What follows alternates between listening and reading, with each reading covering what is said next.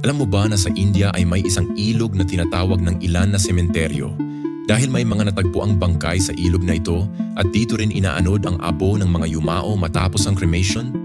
Pero ang mas nakakagulat, ang parehong ilog na ito ay itinuturing na banal, pinagkukunan ng iniinom na tubig at ginagamit bilang patubig sa mga taniman na bumubuhay sa milyon-milyong tao.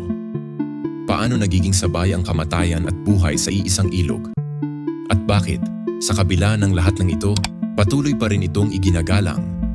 Ito ang totoong kwento ng Ganges River. Isang ilog na hindi mo maiintindihan sa unang tingin lang. Ang Ganges River, na kilala rin bilang Ganga, ay isa sa pinakamahaba at pinakamahalagang ilog sa India. Umaabot ito ng mahigit 2,500 kilometro mula sa Himalayas hanggang sa Bay of Bengal. Hindi lang ito basta ilog. Para sa maraming Hindu, ito ay isang banal na simbolo at itinuturing na buhay na diyosa. Sa paniniwala ng Hinduismo, ang Ganges River ay galing sa langit at bumaba sa mundo upang linisin ang kasalanan ng sangkatauhan. Dahil dito, naniniwala sila na ang pagligo sa Ganges ay nakakapaglinis ng kasalanan. Ang tubig nito ay ginagamit sa mga ritual at dasal. Ang paglalagay ng abo ng yumao sa ilog ay tumutulong sa kaluluwa na makalaya sa paulit-ulit na muling pagsilang. Kaya para sa kanila, ang Ganges ay hindi lang tubig, kundi espiritual na daluyan ng buhay at paglilinis. Isa sa mga dahilan kung bakit tinatawag ng iba ang Ganges na Cemetery River ay dahil sa mga ritual sa paligid nito. Sa maraming lugar, lalo na sa Varanasi, ang mga bangkay ay kinikremate sa tabi ng ilog. Ang abo ay ipinapaanod sa Ganges River.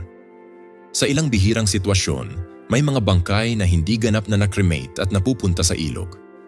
Mayroon ding mga bangkay na hindi tradisyonal na kinikremate ayon sa ilang paniniwala at kalagayan. Kabilang dito ang mga sanggol, mga buntis na babae, mga itinuturing na banal, at mga pamilyang hindi kayang tustusan ang cremation. Sa mga kasong ito, ang katawan ay binabalot sa puting tela, nilalagyan ng pabigat na bato at maingat na inilulubog sa ilog bilang bahagi ng relihiyosong ritual.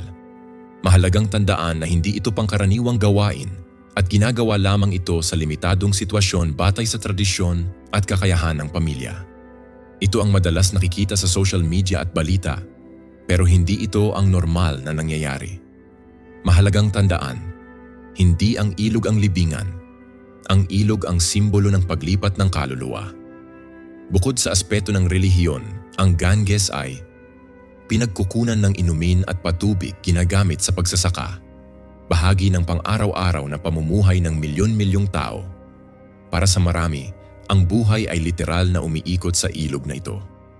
Sa kabila ng pagiging banal, ang Ganges ay isa rin sa pinaka-polluted na ilog sa mundo. Ang mga dahilan ay ang mga basura ng tao, industrial waste at sobra-sobrang paggamit. Ngunit para sa mga naniniwala, ang espiritual na kalinisan ay iba sa pisikal na kalinisan. Ito ang dahilan kung bakit patuloy pa ring iginagalang ang ilog kahit may problema sa kalinisan. Kapag sinabing Ganges River, madalas agad naiisip ng iba ang mga patay, maruming tubig at kontrobersya. Pero ang mas malaking larawan ay ito. Ang Ganges River ay simbolo ng pananampalataya, kasaysayan at kultura ng India sa loob ng libu-libong taon. Hindi ito perpekto, pero malalim ang kahulugan nito sa buhay ng mga tao. Kaya sa susunod na makarinig ng balita tungkol sa Ganges River, tandaan ito. Hindi lahat ng banal ay perpekto. At hindi lahat ng hindi malinis ay walang saysay. Ang Ganges River ay patunay na ang isang lugar ay pwedeng maging pinaghalong pananampalataya, problema at pag-asa, sabay-sabay. At ngayon na alam mo na ang totoong kwento ng Ganges River, mas malinaw na kung bakit ito patuloy na iginagalang hanggang ngayon. Kung may natutunan ka sa video na ito, huwag kalimutang i-like at i-share para mas marami pang makaalam. Mag-subscribe para sa mas marami pang kaalamang simple, malinaw at diretso sa punto. Salamat sa panonood at magkita tayo sa susunod na video.